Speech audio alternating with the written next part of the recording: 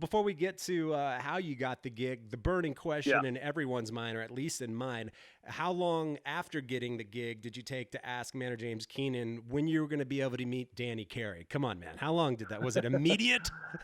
It's funny it hasn't come up yet, but there's definitely been a few moments where his name comes up, and you do have I'll have those moments like, oh yeah, like I'm one person removed from like one of the world's most famous drummers, and Totally. it's a trip, I mean, it's cool.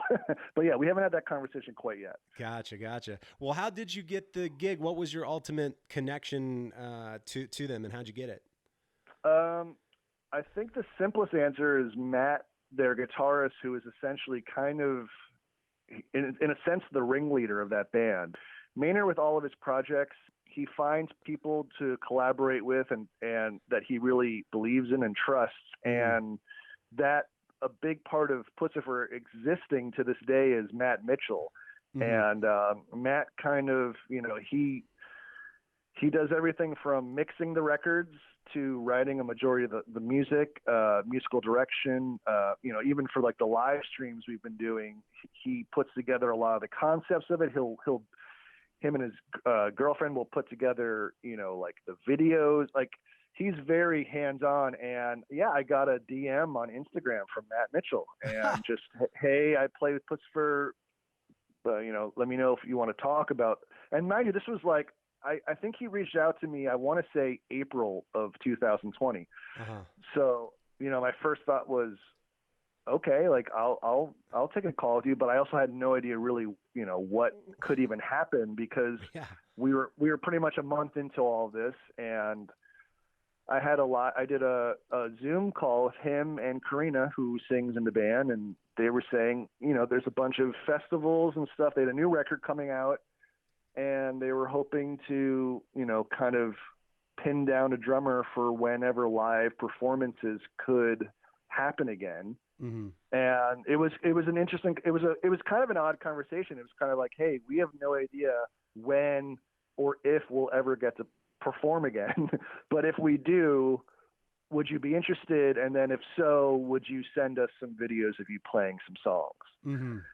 So, and I think Matt had seen me play. I had done a tour with the band Mike Snow, and I'm pretty sure Matt said he saw me on that tour. Oh, cool.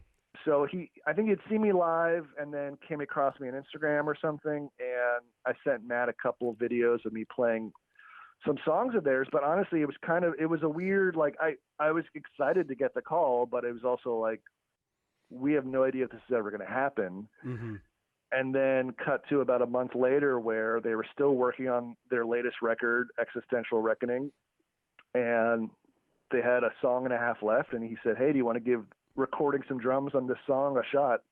Which was great. So I ended up on the record a little bit. Nice. And then, about, I think last September, they decided they wanted, they looked like touring wasn't going to happen in the spring. And they wanted to, the record was going to come out, and they wanted to find a cool way to put it out. So the same day that the record came out, we put out a live stream of us playing in the middle of the desert in Arizona, this crazy complex called Arco Santi. And we played their whole new record, and which is great because it was the challenge of itself just to kind of, it's one thing to a lot of these bands.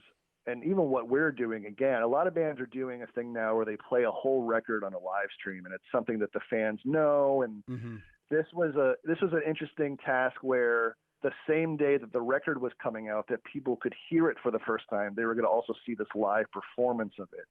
Wow. So we had to kind of figure out, when you play live, there's always going to be things that are a little different from the record. And I think that's what fans like about seeing a band live, like that it's, maybe they changed the intro or they changed this part in a knowing way. But we had to really figure out, how do we do a live performance of something that no one's ever heard before? Because theoretically on the same day you could listen to the new record and you could see the live performance of it. So, wow. And there's a lot of electronic elements on it. So they didn't want it to be a ton of tracks. So they kind of left it up to me to figure out, how do I kind of do this hybrid of the cool electronic drums and then playing a lot of the drums that the drummer Sarah Jones played and some of the drums I recorded. Mm-hmm. And it was one of the hardest things I've ever had to do. I bet. And one of the most kind of rewarding because it came out great. And their fan base loved it, and they embraced me, which is really exciting, you know, because they've had a drummer for a while. They've had a few drummers, but you know, when you're kind of the new guy, it's nice to be received and not just be told, hey, where's this you know. Right. So that was exciting. And then the thing we have coming out, which is playing their record Money Shot, Mm-hmm. was a little more just like, this is a fan favorite record and we can have a little more fun with it. Nice. As far as expanding your kit with electronics to compensate for some of the electronic aspects that preceded you, both on this upcoming thing with doing the Money Shot in its entirety, which you didn't play on, and with Existential Reckoning, what were some of the sort of voicing expansions, both acoustically and electronically, that you had to incorporate into your kit to execute that stuff? When Matt and I talked about it, we really wanted to figure out a way to, you know, keep the vibe of things, but not, if a song is pretty much all electronic or maybe all electronic until the chorus, we didn't want to just go the route of playing pads for like a whole song. Uh-huh. We didn't want to totally rely on triggers either. I think one of the reasons he wanted to work with me or bring me into it is I've always really enjoyed experimenting with, you know, hybrid drumming, like layers of organic drums that can blend in interesting ways with, you know, electronic drums, Mm-hmm. like live drums, you know, kind of finding a marriage of the two. So for me, it was kind of listening to the recordings and trying to figure out what kind of textures will work. You know, there's always going to be a time where if there's a really signature sounding clap or kind of Lindrum snare thing, Mm-hmm. it might be worth doing that on a pad in the first verse, but maybe in the second verse, you do it on a real snare, but you have a cut up cymbal on it, or, you know, like kind of finding, especially with the record we just did, there's a few songs that are all electronic, but one of the things I did in my quote unquote audition video, there's a song of theirs called Galileo, which is pretty much just a kick and a snare, you know, electronic sound.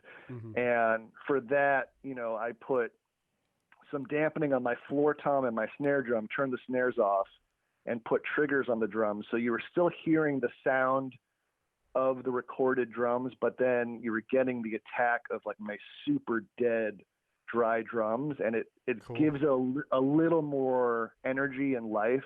And frankly, it looks cooler to see a drummer playing drums and not a round plastic pad. Right. And that's no offense to anybody that does that. And I do that with them too. Yeah. I think we just didn't want to be like, oh, if this song's all electronic, you're playing an SPDS. Like no one gets a boner seeing a drummer playing an SPDS Right. in a stadium. I know. That was kind of half of the challenge, was like, what's an interesting way to do this? Maybe if there's an electronic snare in this, we leave the sample of that in the song and I double it on like a stack and a real snare, and I can kind of play extra rhythms around it. And I'm not kind of a slave to playing this electronic part. You know, maybe there's times where you treat the electronics as the drummer, and then you get to be almost like the percussionist playing around it, adding life and energy to it. So that's kind of like, that was really half of the battle. It was just really finding what works for each song. Right. And, you know, and as I produce music, I make a lot of electronic music. That's half the fun for me, is really finding just interesting ways to do something that we all know. You know, like I grew up playing punk rock and, you know, listening to the Beatles and all that stuff. And so we all know the drum set, you know, the drum set, but I really like kind of figuring out new ways to just have it feel different, new ways to express yourself, new ways to kind of work with the way music keeps, you know, progressing. And yeah. Totally. Yeah, that's interesting. I mean, when you said for some of the stuff that you worked on for Existential Reckoning, did you record that at your own studio setup? And if so, is that also in Greenpoint or in Brooklyn? Yeah, the stuff I did for that, I did at a studio in Greenpoint on Norman and Russell. It's called Russell Street Recording. Mm-hmm. And for the last 5 years, I've had kind of like it's almost like a co-op. Like I've had like a few days a month there. I did the song Personal Prometheus there, and some of the song Bullet Train, I believe. Okay. Yeah. Nice. Are those some of the drums that I've seen you playing on Instagram? Are those your kits in the studio, or are those just other studio kits? Because there's some great sounding kits. Oh, thanks. Yeah, pretty much anything you see me play is mine. There's a green kit that is that studio's like older Slingerland kit, but the kits I play the most, if you've seen me on Instagram, are probably, I have this great 60s gold sparkle Slingerland kit that can kind of do everything. Yeah. And then, you know, I have an acrylic kit, a CNC kit. Yeah, so most of the drums you see me playing are usually mine, but I mean, also as you would know, in New York City, you know, with a lot of the studios, I don't have a car, so like it is easier to not bring, you know, I'll bring snare and cymbals, but I'm not really carting a whole kit around if it's not my studio. But that being said, I haven't been going to a lot of other people's studios in the last year or so. Gotcha.